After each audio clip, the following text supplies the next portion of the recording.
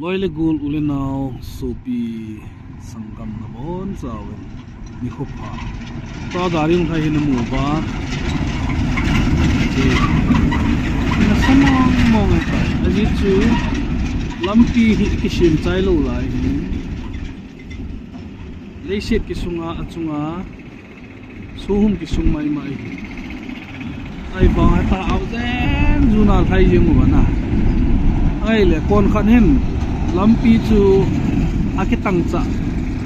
lai a he umin a hello kimin na ana hello ho dinga chu ti ja no ma ye chun chala na cham jen jun ba nga he mun kha khan ki tang cha lo ai thei le gari he all to lo tin all chiu tin lampi onu bi lai amina ai na cham jen jun ye ho ki su khana the hi in zan hi jeng in zong ti ti no me gari khan hen lampi cham jen jun ta ya chu apha dam ta chu ong thai le sung hum la chun a o den tan na a o pha na chun a thai do na the sa kin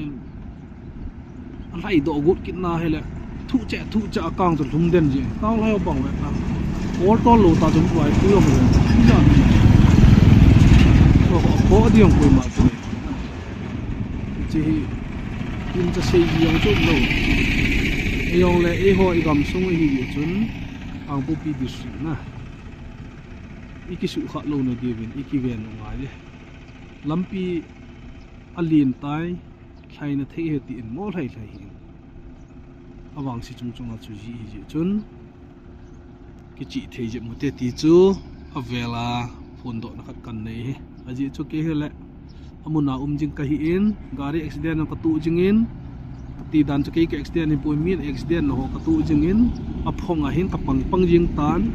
aji chun hi theile ching thei ju te ti chu he o kan sei no hi chen chu chai ta nge sei khir sei walum le ki ngai dam da pha chom ding hi ale like share comment hin bol bo ki pa thank you